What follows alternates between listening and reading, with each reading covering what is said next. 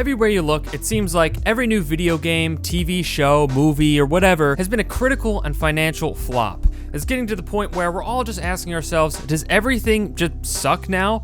Well, the answer is no, obviously not. Human beings are hardwired to focus on the negative, and I think many of us have collectively forgotten about all the good things that have happened this year. Lots of good stuff has happened this year, at least for me, if you take the time to look back. As for the bad things that have happened in this year, 2024, well, that's because there's always going to be bad things too. But it's also true that every generation gets to a point where they tell themselves, oh, things were better back in my day, which is just an excuse to say that things I'm nostalgic about are actually better than what's happening now, when it really isn't that much different overall. All that being said though, the numbers don't lie. It seems like things are failing more than they have in the past, but you gotta remember what Kamala Harris said about coconut trees or whatever. Things don't exist in a vacuum. They exist in the context in which came before it. Take for instance the massive AAA video game from Sony titled Concord, which only lasted about 2 weeks before the minuscule player base was refunded and the game was shut down. This could be considered one of the biggest flops in all of entertainment,